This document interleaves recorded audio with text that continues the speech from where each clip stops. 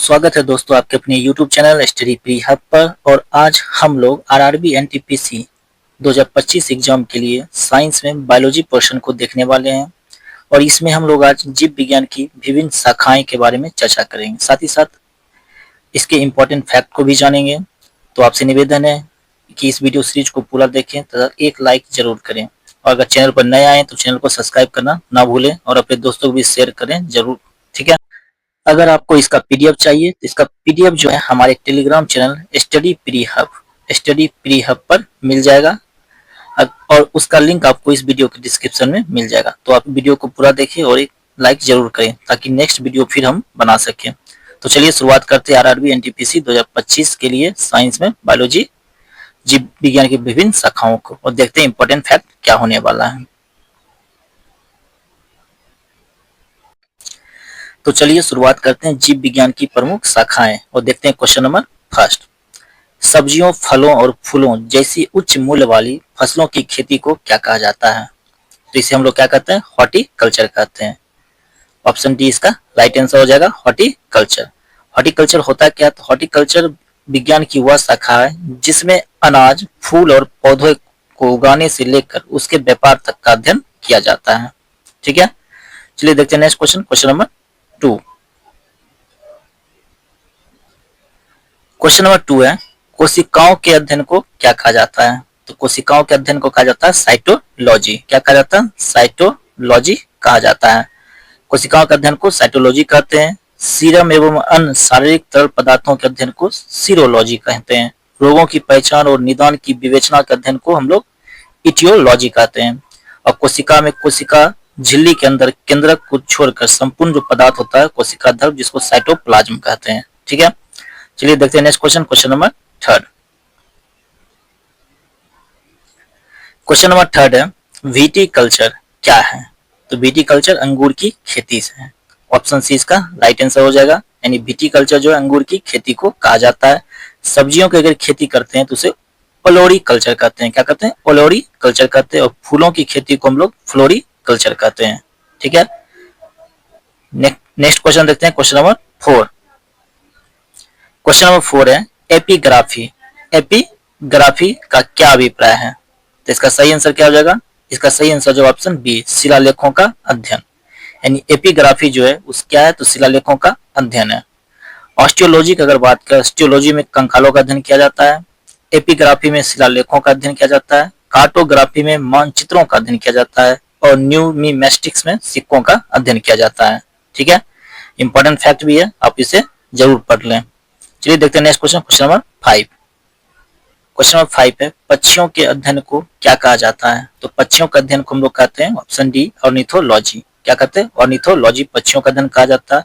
हेपेट्रोलॉजी क्या है? हेपेट्रोलॉजी है उभयचरों एवं सरीसृपों का अध्ययन। क्या है? उभयचरों एवं सरीसृपों का अध्ययन है। उभयचर किसे कहेंगे? तो उभयचर कहते हैं जो जल एवं स्थल दोनों जगह पे रह सकता है, उसे उभयचर कहा जाता है। ऑप्थेल्मोलॉजी किसको कहते हैं? तो ऑप्थेल्मोलॉजी है जो आंखों का चिकित्सीय अध्ययन किया जाता है। ऑप्थेल्मोलॉजी में क्या किया जाता है? तो आंखों का चिकित्सीय अध्ययन किया जाता है। और एंथ्रोपोलॉजी क्या है? तो एंथ्रोपोलॉजी में हम किसका अध्ययन करेंगे? तो मानव के क्रमिक विकास का, यानी मानव के क्रमिक विकास का अध्ययन हम एंथ्रोपोलॉजी में करेंगे। चलिए देखते हैं नेक्स्ट क्वेश्चन, क्वेश्चन नंबर 6। आप लोग से निवेदन है वीडियो को एक लाइक और शेयर जरूर कीजिए। सेरीकल्चर। सेरीकल्चर शब्द निम्नलिखित में से किससे संबंधित है? तो इसका सही आंसर हो जाएगा, क्या हो जाएगा इसका सही आंसर? इसका सही आंसर जो ऑप्शन बी, रेशम की खेती से। अगर बात करते हैं जीव विज्ञान की शाखाओं के बारे में, तो सेरीकल्चर रेशम कीट पालन का अध्ययन किया जाता है। पीसी कल्चर में हम लोग मत्स्य पालन का अध्ययन करते हैं। और एपीकल्चर में हम लोग मधुमक्खी पालन का अध्ययन करते हैं। और एवीकल्चर में पक्षी का पालन किया जाता है, ठीक है। इंपॉर्टेंट फैक्ट भी आप लोग देखते जाइए, साथ ही साथ आप वीडियो को लाइक और शेयर जरूर कीजिए। नेक्स्ट क्वेश्चन है क्वेश्चन नंबर 7। निम्नलिखित में से कौन सा शब्द पशु व्यवहार के जैविक अध्ययन का सबसे अच्छा वर्णन करता है? तो इसका सही आंसर हो जाएगा ऑप्शन डी, इथोलॉजी। क्या है? इथोलॉजी है। रोगों के कारण अगर बात करते हैं इटियोलॉजी, तो इटियोलॉजी क्या है? तो रोगों के कारण का अध्ययन करने वाला शास्त्र है। जबकि एंटेमोलॉजी कीटों का अध्ययन किया जाता है, यानी एंटेमोलॉजी में कीटों का अध्ययन किया जाता है। इथोलॉजी में पशु व्यवहार का जैविक अध्ययन किया जाता है। और इथनोलॉजी में मानव जाति का यानी मानव जाति विज्ञान का अध्ययन किया जाता है। ठीक है, चलिए देखते हैं next question, question number 8। Question number 8 है, निम्नलिखित में से किस में मनुष्य का अध्ययन होता है? तो इसका सही आंसर हो जाएगा ऑप्शन सी, एंथ्रोपोलॉजी। एंथ्रोपोलॉजी में हम लोग किसका अध्ययन करते हैं? मनुष्य का अध्ययन करते हैं। ठीक, एंथ्रोपोलॉजी जो शब्द है मानव के विकास, रीति रिवाज, इतिहास, परंपराओं से संबंधित विषयों का अध्ययन किया जाता है। किसमें? तो एंथ्रोपोलॉजी में। आर्कियोलॉजी में पुरातत्व संबंधी विज्ञान की शाखा है। ठीक, इक्थियोलॉजी जो है मछलियों का अध्ययन इसके अंतर्गत किया जाता है।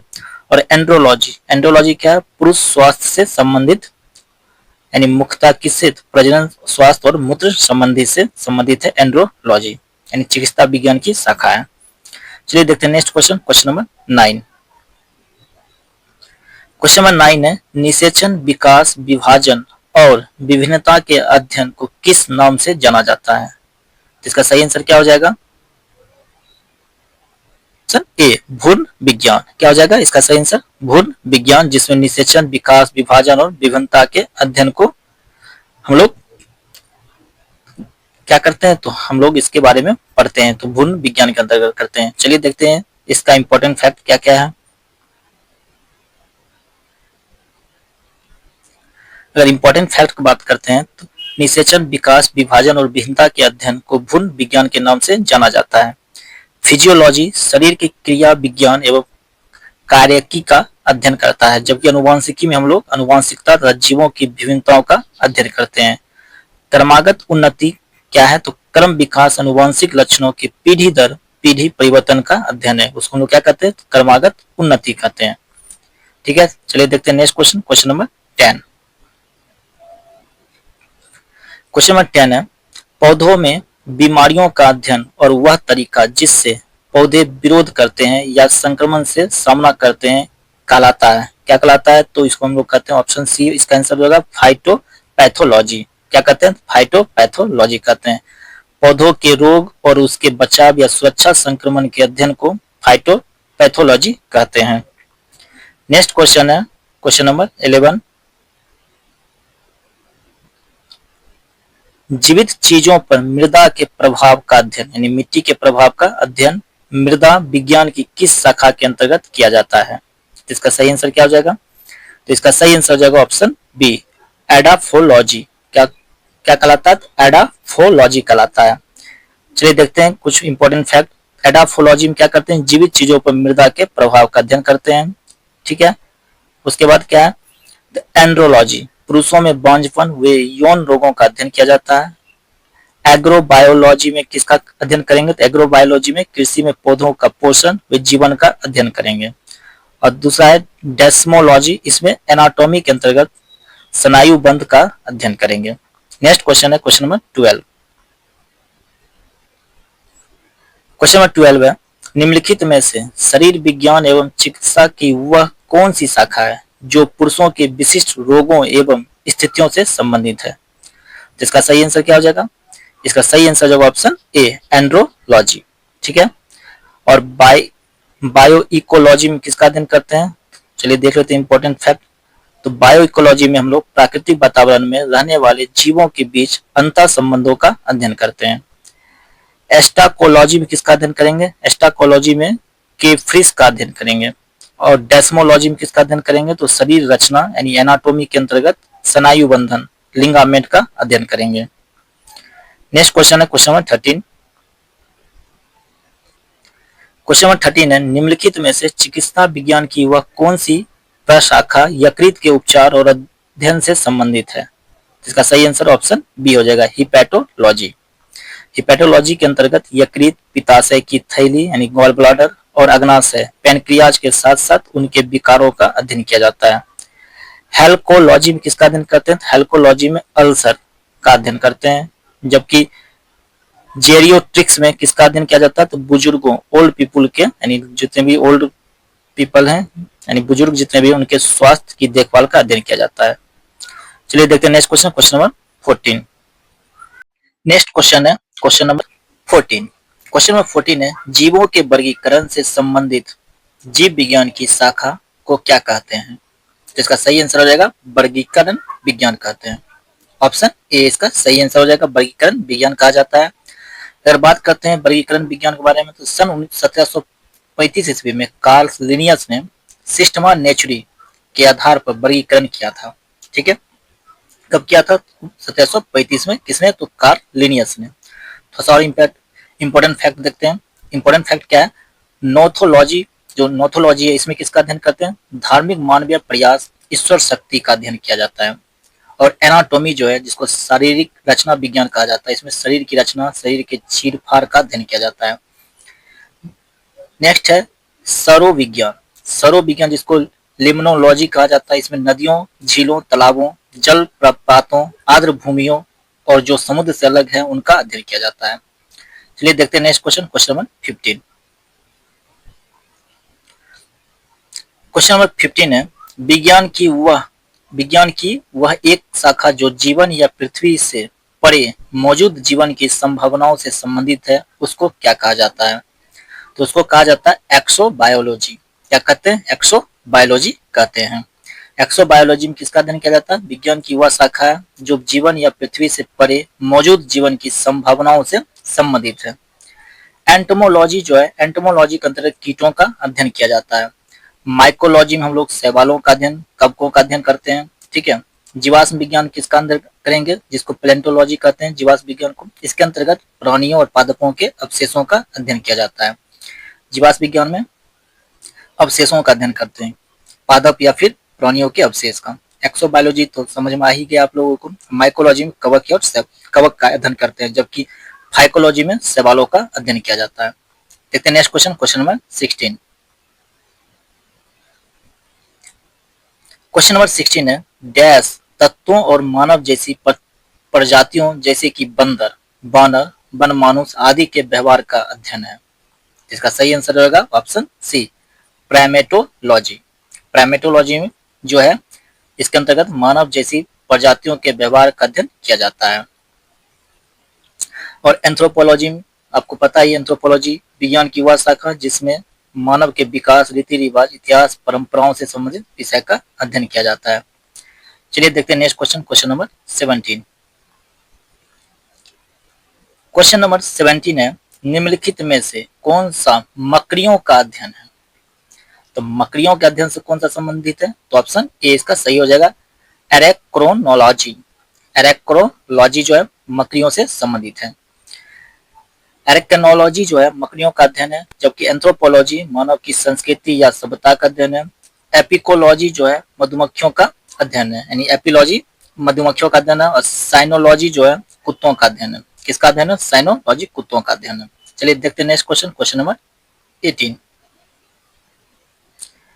क्वेश्चन नंबर 18 है, सोरोलॉजी। सोरोलॉजी में किसका अध्ययन होता है या फिर सेरोलॉजी डैश का अध्ययन है? किसका अध्ययन है? आप लोग कमेंट बॉक्स में बताइए। सोरोलॉजी में हम लोग छिपकली का अध्ययन करते हैं। किसका अध्ययन करते हैं? तो छिपकली का अध्ययन करते हैं। देखते हैं नेक्स्ट क्वेश्चन, और इससे पहले थोड़ा सा इंपॉर्टेंट फैक्ट भी देख लेते हैं। सोरोलॉजी में छिपकली का अध्ययन, जबकि एंटोमोलॉजी में कीट पतंगों का अध्ययन किया जाता है। सर्पेंटोलॉजी में हम लोग सांपों आदि का अध्ययन करते हैं। स्नेक का अध्ययन सर्पेंटोलॉजी में करते हैं। नेक्स्ट क्वेश्चन है क्वेश्चन नंबर 19।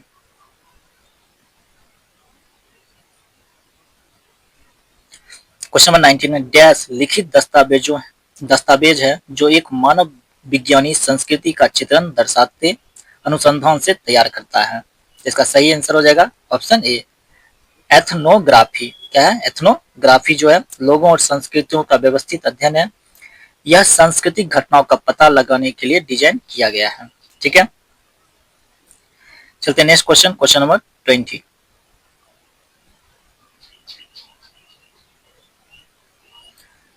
क्वेश्चन नंबर 20 है, प्राचीन काल के जानवरों, पौधों एवं अन्य जीवों के संरक्षित अवशेषों या चिन्हों के अध्ययन का विज्ञान कहलाता है। क्या कहलाता है? इसका सही आंसर होगा ऑप्शन सी, जीवाश्म विज्ञान, पैलियोंटोलॉजी। क्या हो जाएगा अध्ययन? तो जीवाश्म विज्ञान होगा। इसके अंतर्गत हम लोग क्या करते हैं? प्राचीन काल के जीवों, पौधों के अवशेषों का अध्ययन करते हैं। ठीक है, थोड़ा सा इंपॉर्टेंट फैक्ट है तो उसको भी देख लेते हैं। इंपॉर्टेंट फैक्ट क्या है? निर्विज्ञान एंथ्रोपोलॉजी में मानव शास्त्र या मानव विज्ञान का अध्ययन है। पुरातत्व विज्ञान आर्कियोलॉजी में हम लोग मानव संस्कृति के विकास क्रम को समझने एवं उसकी व्याख्या करने का कार्य करता है। दूसरा औषधि विज्ञान, जिसको फार्मोलॉजी कहते हैं। फार्माकोलॉजी में जड़ी बूटियों का अध्ययन किया जाता है। फार्माकोलॉजी में जड़ी बूटियों का अध्ययन किया जाता है। नेक्स्ट क्वेश्चन है क्वेश्चन 21। क्वेश्चन नंबर 21 है पादप विज्ञान। फाइटोलॉजी में किसका अध्ययन किया जाता है? तो सिंपल सा बात है, इसमें किसका अध्ययन करेंगे? पादप विज्ञान में पौधों का। किसका अध्ययन करेंगे? पौधों का अध्ययन करेंगे। ठीक है, चलते हैं next question, question number 22। Question number 22 है ऑन्कोलॉजी। ऑन्कोलॉजी किस बीमारी के उपचार से जुड़ा हुआ है? तो इसका सही आंसर हो जाएगा ऑप्शन सी, कैंसर। किस बीमारी के उपचार से जुड़ा हुआ है? कैंसर से जुड़ा हुआ है। ठीक है, देखते हैं next question, question number 23। Next question है क्वेश्चन नंबर 23। कवक विज्ञान क्या है? कवक विज्ञान क्या है? कवक विज्ञान हम लोग किसका अध्ययन करते हैं? कुकुरमुत्ता का अध्ययन करते हैं। यानी कवक विज्ञान जो है इसे हम लोग माइकोलॉजी भी कहते हैं। क्या कहते हैं? माइकोलॉजी। शैवालों का अध्ययन को हम लोग क्या करते हैं? इसको कमेंट बॉक्स में आपको बताना है। शैवालों का अध्ययन क्या कहलाता है? इसको आप लोग कमेंट बॉक्स में जरूर बताइएगा। ठीक है, चलिए देखते हैं इसी में थोड़ा सा इंपॉर्टेंट फैक्ट भी क्या है। इंपॉर्टेंट फैक्ट है एपीकल्चर, मधुमक्खी पालन का अध्ययन किया जाता है। सोरोलॉजी में छिपकली का अध्ययन किया जाता है। इक्थोलॉजी में मछलियों का अध्ययन किया जाता है। और ऑर्निथोलॉजी में हम लोग पक्षियों का अध्ययन करते हैं। ठीक है, किसका अध्ययन करते हैं? तो ऑर्निथोलॉजी में पक्षियों का अध्ययन करते हैं। नेक्स्ट क्वेश्चन है क्वेश्चन नंबर 24। क्वेश्चन नंबर 24 है ओनिरोलॉजी किसका अध्ययन है? ओनिरोलॉजी किसका अध्ययन है? तो इसका सही आंसर हो जाएगा ऑप्शन बी, सपने का अध्ययन है। ऑर्नियोलॉजी जो है सपनों का वैज्ञानिक अध्ययन है। ठीक है, चलते हैं next question, question number 25। Question number 25 है टॉक्सिकोलॉजी किसका अध्ययन है? टॉक्सिकोलॉजी किसका अध्ययन है? तो इसका सही आंसर हो जाएगा जहर। टॉक्सिकोलॉजी जहरों का अध्ययन है। ठीक है, नेक्स्ट क्वेश्चन है क्वेश्चन नंबर 26। क्वेश्चन नंबर 26 है टैक्सोनॉमी। टैक्सोनॉमी मूल रूप से डैश से संबंधित है। तो किससे संबंधित है? यह है जैव विविधता से। टैक्सोनॉमी जो है किससे संबंधित है? जैव विविधता से संबंधित है। और आप लोग को बताता हूं जैव विविधता जो शब्द है इसे किन दो व्यक्तियों ने पहली बार दिया था? यानी किन दो व्यक्तियों ने इस शब्द को पहली बार दिया था? ठीक है, आप लोग को कमेंट बॉक्स में बताना है, बाद में हम इसका आंसर दे देंगे। ठीक है, फिलहाल आप लोग इसको कमेंट बॉक्स में इसका आंसर जरूर दीजिएगा। थोड़ा सा इंपॉर्टेंट फैक्ट को देखते हैं। इंपॉर्टेंट फैक्ट क्या है? टैक्सोनॉमी जो वर्गीकी विज्ञान है मूल रूप से जैव विविधता से संबंधित है। और आधुनिक वर्गीकरण की नींव कैरोलस लिनियस ने अपनी पुस्तक जो उनका था क्या था? सिस्टमा नेचुरी में डाली थी। और इन्होंने क्या किया था? द्विनाम प्रणाली का भी जनक इन्हें माना जाता है। किसे? कैरोलस लिनियस को द्विनाम प्रणाली का जनक माना जाता है, जिस प्रणाली में प्रत्येक प्राणी के नाम का प्रथम शब्द जो होता है वंश यानी जीनस को तथा दूसरा शब्द जाति यानी स्पीशीज को दर्शाता है। तो आज की वीडियो यहीं पे समाप्त होती है। नेक्स्ट वीडियो में हम लोग कोशिका से संबंधित इंपॉर्टेंट क्वेश्चन को डिस्कस करेंगे। साथ ही साथ आपसे निवेदन है इस वीडियो सीरीज को पूरा देखें, एक लाइक जरूर करें, चैनल पर नए आए तो चैनल को सब्सक्राइब करना ना भूलें। पीडीएफ के लिए टेलीग्राम का लिंक जो है आपको इस वीडियो के नीचे डिस्क्रिप्शन में मिल जाएगा, तो आप वहां से टेलीग्राम चैनल ज्वाइन करके पीडीएफ प्राप्त कर सकते हैं। साथ ही साथ अगर आप बिहार एसआई की तैयारी कर रहे हैं, बिहार एसआई 2025 की अगर तैयारी कर रहे हैं, उसका वीडियो का पूरा प्लेलिस्ट आपको इस वीडियो के नीचे डिस्क्रिप्शन में मिल जाएगा, तो आप वहां से बिहार एसआई का प्रैक्टिस सेट की वीडियो भी देख सकते हैं। साथ ही साथ उसका पीडीएफ भी टेलीग्राम चैनल पर आपको देखने को मिल जाएगा। तो चलिए मिलते हैं नेक्स्ट वीडियो में, तब तक पढ़ते रहिए और रिवीजन करते रहिए। जय हिंद, जय भारत।